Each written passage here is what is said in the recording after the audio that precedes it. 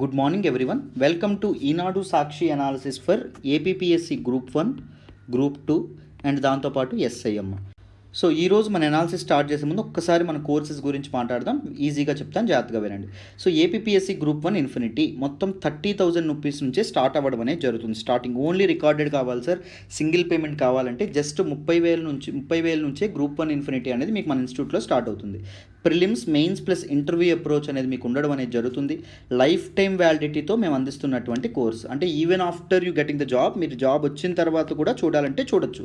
అంత ఎలాంటి యాక్సెస్ అనేది మీకు ప్రొవైడ్ చేస్తున్నాం. చక్కగా జాయిన్ అవ్వడానికి ప్రయత్నించండి. లైఫ్ టైం వ్యాలిడిటీ అందిస్తున్నాం కదా. సో స్టూడెంట్ సెంట్రిక్ అప్రోచ్, మీకు అర్థమయ్యేంత వరకు ఎన్నిసార్లు చెప్పమంటే అన్నిసార్లు ఫ్యాకల్టీ చెప్పడం అనేది జరుగుతుంది. దాంతోపాటు history and other major subjects అని నేను సురేష్ సారే హ్యాండిల్ చేయడం అనేది జరుగుతుంది. సో మీకు ఆ వాల్యూ ఎడిషన్ కూడా చక్కగా ఉండడం అనేది జరుగుతుంది.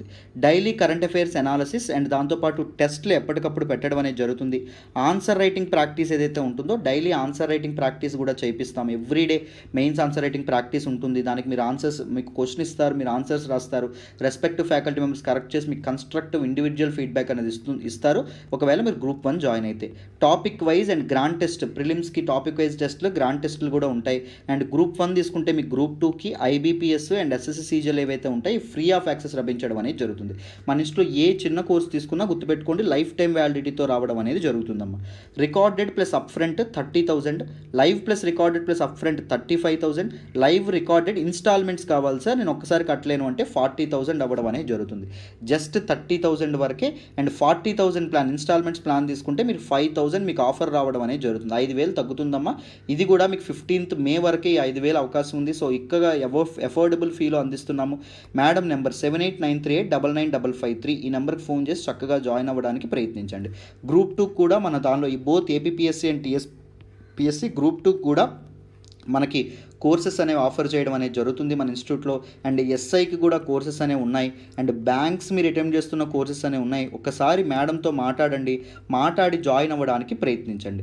7893899553 నెంబర్ అమ్మ. మీకు ఎన్నిసార్లు చెప్పమంటే ఫ్యాకల్టీ అన్నిసార్లు చెప్తారు, మీకు అర్థమయ్యేంత వరకు. ఓకేనా. రికార్డెడ్ వెర్షన్ జస్ట్ చాలా తక్కువకి స్టార్ట్ అవుతుంది. లైవ్ ప్లస్ రికార్డ్ కాబట్టి కొద్దిగా ఎక్కువ, ఇన్స్టాల్మెంట్స్ కొద్దిగా ఎక్కువ. అది కూడా మే 15th లోపు మీరు జాయిన్ అయితే 5,000 తగ్గిపోతుంది కూడా ఇన్స్టాల్మెంట్స్ ఆప్షన్లో. అంటే 40,000 మీరు 5,000 చొప్పున 8 ఇన్స్టాల్మెంట్లు కట్టక్కర్లా. మే 15 లోపు జాయిన్ అయితే 7 ఇన్స్టాల్మెంట్ 35,000కే వస్తుంది మీకు అన్నట్టు. అర్థమైంది, 5,000 తగ్గుతుంది. సో చక్కగా జాయిన్ అవ్వడానికి ప్రయత్నించండి. రైట్, ఈరోజు మన అనాలిసిస్లోకి వెళ్దాం, జాగ్రత్తగా వినండి. ఈరోజు మన సాక్షి ఈనాడు అనాలిసిస్లో ఈరోజు నేను పిక్ చేసుకున్నటువంటి మొదటి ఆర్టికల్ చూడండమ్మా. గొప్ప ధీరుడు అల్లూరి సీతారామరాజు. ఈ ఆర్టికల్ని నేను సాక్షి నుంచి పిక్ చేసుకున్నానమ్మా. సో మన అల్లూరి సీతారామరాజు గారి యొక్క 97th డెత్ యానివర్సరీ ఏదైతే ఉంటుందో 97th డెత్ యానివర్సరీలో భాగంగా ఈయన తాలూకా ఐడల్ ఏదైతే ఉంటుందో, విగ్రహం ఏదైతే ఉంటుందో దానికి అందరూ పూలమాలలు అర్పించి నివాళులు అర్పించడం అనేది జరిగిందమ్మా. సో ఒకసారి మన అల్లూరి సీతారామరాజు గారు ఎవరు, సో ఆయన ఎక్కడ పుట్టారు, దాంతోపాటు ముఖ్యంగా ఇండియన్ ఫ్రీడమ్ స్ట్రగుల్ ఏదైతే ఉంటుందో ఇండియన్ ఫ్రీడమ్ స్ట్రగుల్లో ఆయన యొక్క పాత్ర ఏంటి అనేటటువంటి విషయాన్ని డీటెయిల్డ్గా మాట్లాడదాం. జాగ్రత్తగా వినండి, very very important. So Alluri Sitaramaraju, ఈయన పేరు గుర్తుకు రాగానే మనకి మోడర్న్ ఇండియాలో ఒక ఇంపార్టెంట్ రెబలియన్ అనేటటువంటిది గుర్తుకు రావాలి. ఏంటా రెబలియన్ అంటే రంపా రెబలియన్ ఏదైతే ఉంటుందో, రంపా ఉద్యమము, రంపా తిరుగుబాటు అని కూడా అనడం అనేది జరుగుతుంది. ఈ రెబలియన్ని లీడ్ చేసినటువంటి ఒక గొప్ప నాయకుడు ఎవరు అంటే మన అల్లూరి సీతారామరాజు గారు ఎవరైతే ఉంటారో ఆయన ఎప్పుడు పుట్టారండి అంటే జూలై 4th 1897 1897లో ఆయన జన్మించడం అనేది జరిగిందమ్మా. సో ఇతని తండ్రి గారి పేరు వెంకటరామరాజు, ఫాదర్ పేరు ఏంటండి వెంకటరామరాజు, మదర్ పేరు ఏం పేరు సూర్యనారాయణమ్మ.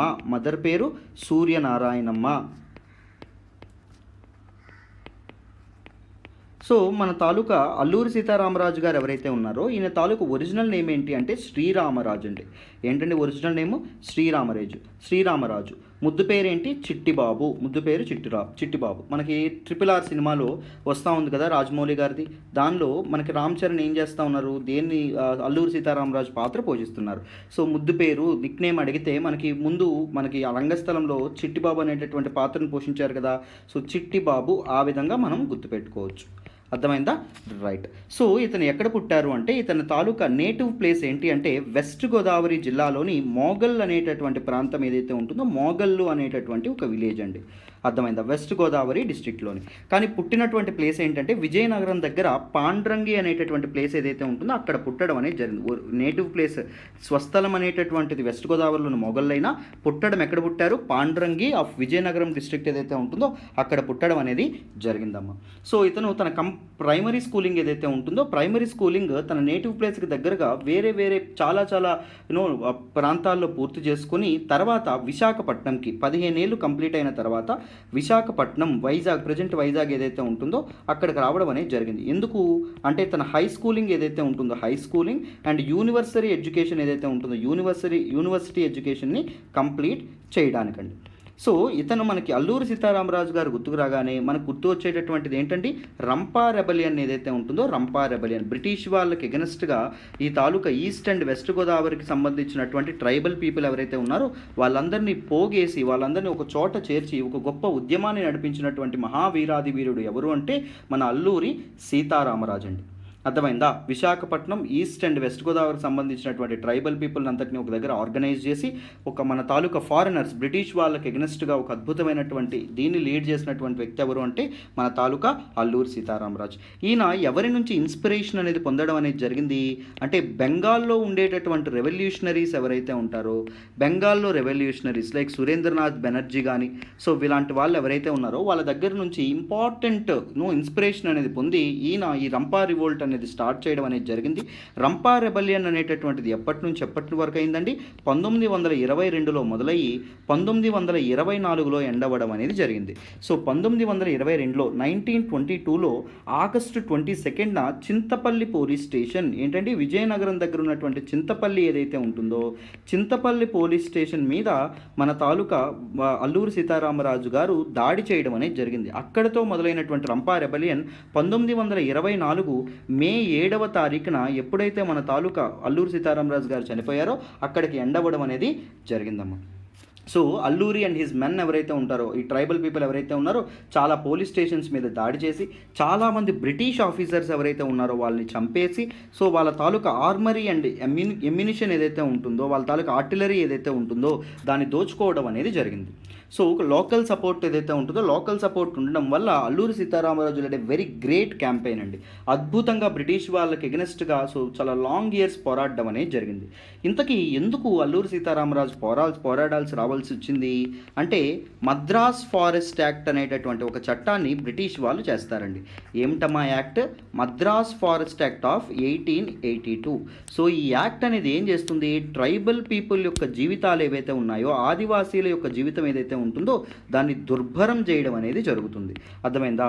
సో ఈ యాక్ట్ ద్వారా ఏం చేశారు బ్రిటిష్ వాళ్ళు? ట్రైబల్ పీపుల్ వాళ్ళ తాలూకా traditional agricultural activities in forest land అంటే మైనర్ ఫారెస్ట్ ప్రొడ్యూస్ ఏదైతే ఉంటుందో మైనర్ ఫారెస్ట్ ప్రొడ్యూస్ అంటే నాన్ వుడ్ ప్రొడ్యూస్ ఏదైతే ఉంటుందో దాన్ని ట్రైబల్ పీపుల్ అనే వాళ్ళు తీసుకోకుండా ఈ నేల మనది, ఈ నీరు మనది, ఈ రాయి మనది, ఈ రప్ప మనది, ప్రతిదీ మనదే కదా, కానీ మనది అనుకునేటటువంటి మన ల్యాండ్ మీద కూడా వాళ్ళ చట్టాలు చేసి ఏం చేస్తున్నారు? మన తాలూకా లైవ్లీహుడ్ ఏదైతే ఉంటుందో దాన్ని ట్రైబల్ పీపుల్కి దూరం చేయడం అనేది జరిగింది బ్రిటిష్ వాళ్ళు. సో ఈ చట్టానికి వ్యతిరేకంగా ఉన్నటువంటి రగిలిపోతున్నటువంటి ట్రైబల్ పీపుల్ అందరినీ ఒక చోట చేర్చి తిరుగుబాటు రంపా రెబలియన్ స్టార్ట్ చేసినటువంటి వ్యక్తి ఎవరు అంటే అల్లూరి సీతారామరాజు గారండి. అర్థమైందా? సో బ్రిటిష్ వాళ్ళు ఫైనల్గా చాలా 2 సంవత్సరాలు తీవ్రంగా శ్రమించి ఈయన పట్టుకోవడం అనేది జరిగింది. తర్వాత ఈయన ఒక చెట్టు కట్టేసి సో అతన్ని షూట్ చేయడం అనేది జరిగింది. ఎప్పుడండి షూట్ చేశారు? మే 7th 1924 ఏదైతే ఉంటుందో అప్పుడు షూట్ చేయడం అనేది జరిగింది. అల్లూరిని పట్టుకున్నటువంటి వ్యక్తి ఎవరు అంటే కంచు మీనన్ అనేటటువంటి ఒక వ్యక్తి పట్టుకోవడం అనేది జరిగిందండి. ఎవరండి? కంచు మీనన్ అనేటటువంటి ఒక వ్యక్తి పట్టుకోవడం అనేది జరిగింది. అల్లూరి సీతారామరాజును పట్టుకోవడానికి మన తాలూకా ఎక్కడికి వచ్చినందుకు మన్యం ప్రాంతానికి వచ్చినటువంటి స్పెషల్ కమిషనర్ ఎవరు అంటే రూథర్ఫర్డ్ అండి. అర్థమైంది? ఇవన్నీ ఫ్యాక్ట్స్ అమ్మా, ఇవన్నీ తప్పకుండా మీకు ఏపీపీఎస్సీలో అడగడం అనేది జరుగుతుంది. అర్థమైందా? సో వచ్చినటువంటి వ్యక్తి ఎవరు? రూథర్ఫర్డ్. సో పట్టుకున్నటువంటి వ్యక్తి ఎవరు? కంచు మీనన్ అనేటటువంటి వ్యక్తి. అండ్ కాల్చి చంపినటువంటి వ్యక్తి ఎవరు? మేజర్ గూడాల్. ఎవరండి? మేజర్ గూడాల్ ఎవరైతే ఉంటారో ఈయన అల్లూరిని ఇది చేయడం అనేది జరిగింది, కాల్చి చంపడం అనేది జరిగిందమ్మ. అర్థమైందా? So these are the facts మీరు గుర్తుపెట్టుకోవాలి. అండ్ అల్లూరి తాలూకా సమాధి ఏదైతే ఉంటుందో, సమాధి ఎక్కడుంది అంటే కృష్ణదేవిపేటలో ఉండడం అనేది జరిగిందమ్మా. ఇతని తాలూకా టాంబ్ అనేటటువంటిది కృష్ణదేవిపేట ఆఫ్ విశాఖపట్నం డిస్ట్రిక్ట్ ఏదైతే ఉంటుందో అక్కడ అల్లూరి సీతారామరాజు యొక్క సమాధి అనేది ఉండడం అనేది జరిగింది. అర్థమైందా? సో ఆంధ్రప్రదేశ్లో ఎక్కువ చాలా చాలా ఐడియల్స్ ఏవైతే ఉన్నాయో, స్టాట్యూస్ ఏవైతే ఉన్నాయో, స్టాట్యూస్ అనేవి నిర్మించడం అనేది జరిగింది. With regards to this great patriot of Andhra Pradesh. So దాంతోపాటు 1986లో 1986లో ఇండియా పోస్ట్ ఏదైతే ఉంటుందో, India post release day commemorative stamp గుర్తుపెట్టుకోవడం ఇలాంటివి అడుగుతారు. 1986లో ఇండియా పోస్ట్ ఏం చేసింది, ఒక commemorative stamp in honour of Alluri Sitaramaraju గారికి గౌరవిస్తూ, ఆనర్ చేస్తూ, ఆయన తాలూకా త్యాగాన్ని గుర్తిస్తూ ఒక స్టాంపును కూడా రిలీజ్ చేయడం అనేది జరిగిందన్నమాట. సో మన స్టేట్కి సంబంధించినటువంటి వ్యక్తి కాబట్టి సో ఇంకాస్త జాగ్రత్తగా చదువుకోవాలి. అండ్ ఇప్పుడు ఈ తాలూకా ఇది కూడా అయింది కాబట్టి మీకు మనకి 97th డెత్ యానివర్సరీ కూడా జరిగింది కాబట్టి క్వశ్చన్స్ వచ్చేటటువంటి అవకాశం ఉంటుంది. సో జాగ్రత్తగా గుర్తుపెట్టుకోండి అమ్మా. ఓకేనా? ఐ హోప్ ప్రతి ఒక్కరికి ఆర్టికల్ అనేది అర్థమైందనే అనుకుంటున్నాను. Let us move to the next article.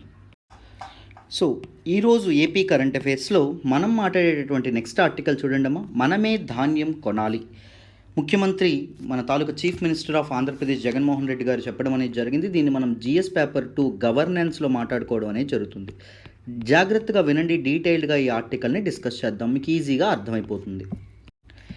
ఈ ఆర్టికల్ మీకు అర్థం కావాలంటే ముందు మీరు 2 విషయాల గురించి అర్థం చేసుకోవాలి. ఒకటి ఆర్బీకే, రైతు భరోసా కేంద్రాస్ అంటే ఏంటో అర్థం చేసుకోవాలి.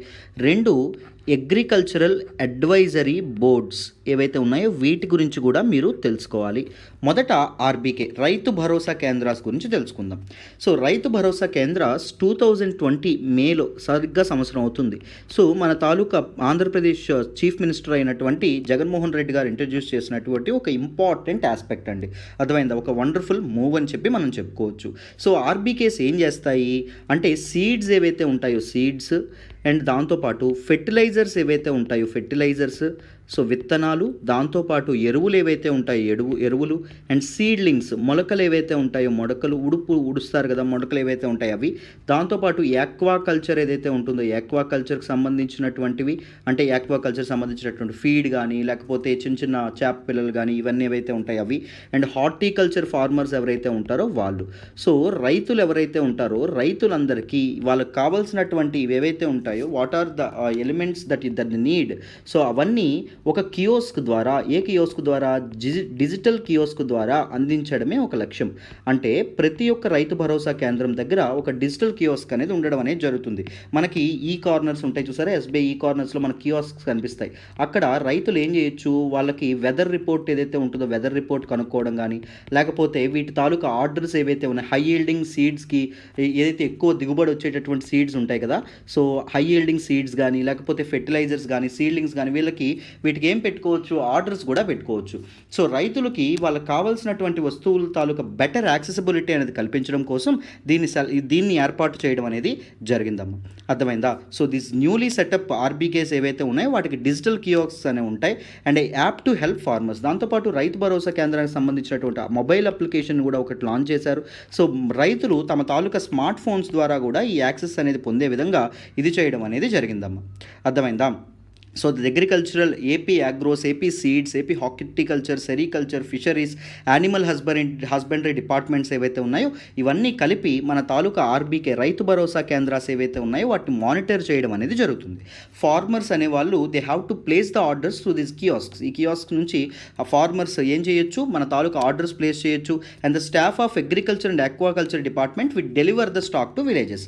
సో ఎవరు డెలివర్ చేస్తారు, అగ్రికల్చర్ డిపార్ట్మెంట్ స్టాఫ్, దాంతోపాటు ఆక్వాకల్చర్ డిపార్ట్మెంట్ స్టేట్ స్టాఫ్ ఎవరైతే ఉంటారో వాళ్ళు ఏవైతే ఆర్డర్ పెట్టారో వాటన్నింటినీ డెలివర్ చేసేటటువంటి బాధ్యత ఎవరికి, మన తాలూకా ఈ డిపార్ట్మెంట్కి సంబంధించినటువంటి సిబ్బంది ఎవరైతే ఉంటారో, పర్సోనల్ ఎవరైతే ఉంటారో వాళ్ళు. సో మొత్తం సచివాలయాలు 11,181 గ్రామ సచివాలయాలు అనేవి మన విలేజ్ సెక్రటరీస్ ఏవైతే ఉన్నాయో అవి ఉండడం అనేది జరిగింది. సెక్రటేరియట్స్ ఏవైతే ఉన్నాయో అవి ఉండడం అనేది జరిగింది. సో ప్రతి ఒక్క దగ్గర రైతు భరోసా కేంద్రాలు ఏవైతే ఉన్నాయో రైతు భరోసా కేంద్రాలు ఏర్పాటు చేసే విధంగా చర్యలు అనేవి తీసుకున్నారండి. లాస్ట్ ఇయర్ వీటిని ఇంట్రడ్యూస్ చేయడం అనేది జరిగింది. ప్రీ టెస్టెడ్ సీడ్స్ ఏవైతే ఉన్నాయో, ఆల్రెడీ క్వాలిటీని టెస్ట్ చేసినటువంటి విత్తనాలు ఏవైతే ఉంటాయో, విత్తనాలను రైతులకు అందించే విధంగా ఆన్లైన్ రైతులకు అందించే విధంగా దీన్ని ఇంట్రడ్యూస్ చేయడం అనేది జరిగిందమ్మా. అర్థమైందా? So AP states seeds development corporation ఏదైతే ఉంటుందో, బెటర్ సీడ్స్ అనేవి రైతు భరోసా కేంద్రాల ద్వారా రైతులకు అందించే విధంగా వీళ్ళు కృషి చేయడం అనేది జరుగుతుంది. అర్థమైందా?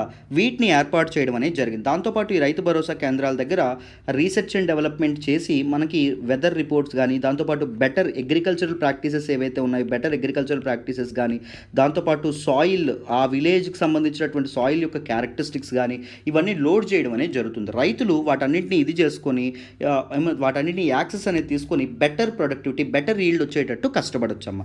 దాంతోపాటు storing, grading, packing and improving the quality of the products, వీటికి సంబంధించినటువంటి విషయాలు కూడా ఆ తాలూకా ఆర్బీకేలో ఉన్నటువంటి కియాస్క్స్లో ఉంటాయి.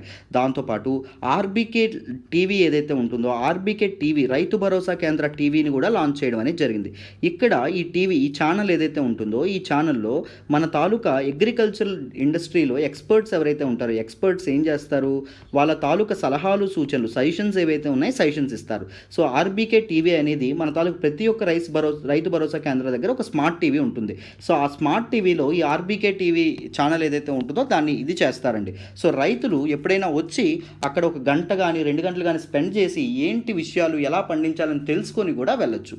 ఈ రకంగా సిస్టమ్ అనేది ఏర్పాటు చేయడం అనేది జరిగింది. సో ఇప్పుడు మనం ఇది తెలుసుకుందాం, ఏంటి అగ్రికల్చరల్ అడ్వైజరీ బోర్డ్స్ అంటే ఏంటో తెలుసుకుందాం. సో దాంతోపాటు ఆర్బీకే కేంద్రాల పాటు అగ్రికల్చరల్ అడ్వైజరీ బోర్డ్స్ను కూడా సెటప్ చేయాలని చెప్పి గత సంవత్సరం నిర్ణయం తీసుకోవడం అనేది జరిగింది.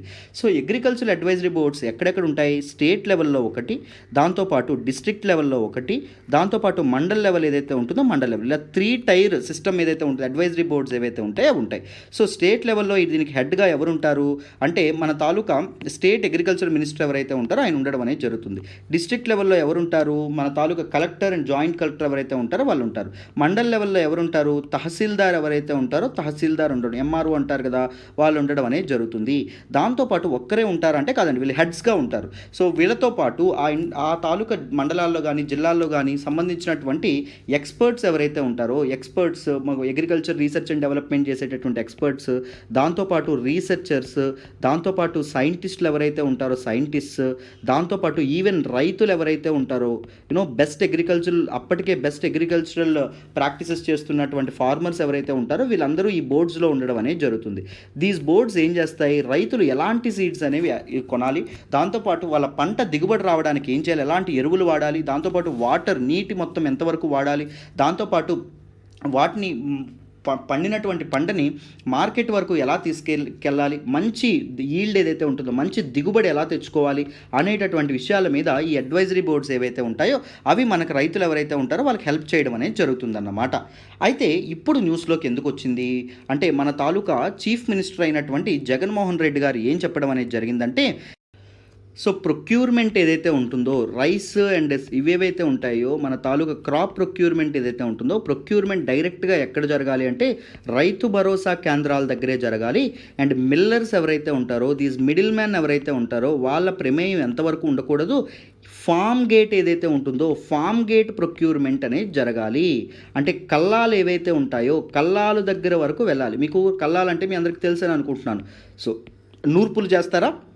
ఇప్పుడు పండినటువంటి పంటని ఒక ప్లేస్ తీసుకొచ్చి అక్కడ మోపుగా పెడతారు. తర్వాత విడతల వారీగా దాన్ని ఏం చేస్తారు, నూర్పు చేసి ధాన్యం అనేది బయటికి తీస్తారు. సో ఈ ధాన్యం కాకుండా వేరే దాన్ని ఏం చేస్తారు, పశువులకు వేయడం అనేది జరుగుతుంది, గ్రాస్ని, అంతే కదా. దీన్ని ఫామ్ గేట్ దాన్నే ఫామ్ గేట్ అంటాం.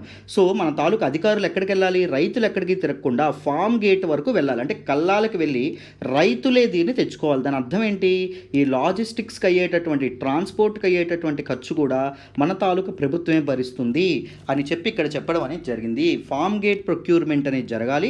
దాంతోపాటు ఈవెన్ మన తాలూకా రేషన్ ఏదైతే ఉంటుందో రేషన్ కూడా డోర్ డెలివరీ అనేది సక్రమంగా జరగాలని చెప్పి నిన్న మన తాలూకా చీఫ్ మినిస్టర్ అయినటువంటి మన జగన్మోహన్ రెడ్డి గారు ఎవరైతే ఉన్నారో ఆయన అఫీషియల్స్కి ఆదేశించడం అనేది జరిగింది. సో ఆర్బీకే సిస్టమ్ అండ్ దాంతోపాటు దిస్ ఫార్మ్ గేట్ ప్రొక్యూర్మెంట్ అనేది, దాంతోపాటు మనకి అగ్రి అడ్వైజరీ బోర్డ్స్ ఏవైతే ఉంటాయో అగ్రికల్చరల్ అడ్వైజరీ బోర్డ్స్ కూడా చాలా చాలా ఇంపార్టెంట్ అమ్మ. మనకు బోత్ మన గ్రూప్ 1 పెర్స్పెక్టివ్లో అండ్ గ్రూప్ 2 పెర్స్పెక్టివ్లో వెన్ దెర్ ఈజ్ మీకు అనాలిసిస్ రాయమని, వీటి మీద అనాలిసిస్ రాయమని మీకు ఒకవేళ అడిగితే, సో మీరు ఇవన్నీ అటెంప్ట్ చేస్తే మీకు చాలా చాలా బాగుంటుంది. అంటే మీరు గ్రౌండ్ లెవెల్లో క్షేత్రస్థాయిలో జరుగుతున్నటువంటి విషయాల్ని మీరు తెలుసుకుంటున్నారు అని అర్థమవుతుంది. You can code these as better governance examples. అర్థమైందా? సో ఈ తాలూకా అగ్రికల్చర్ బోర్డులో డీసెంట్రలైజేషన్ కానీ, అంటే 3 టైర్ సిస్టమ్ పెట్టారు కదా, స్టేట్ లెవెల్ అండ్ దాంతోపాటు district level and mandal level. So you have to code these kind of things. ఎప్పుడైనా గుర్తుపెట్టుకోండి, irrespective of your inclination towards any political party, so you should be pro government. In competitive ఎగ్జామ్స్లో మనం ఎప్పుడు pro గవర్నమెంట్కి సపోర్ట్గా రాస్తూ ఉండాలన్నమాట. సో అందుకే నేను ఇలా చెప్పడం అనేది జరుగుతుంది. అర్థమైందా?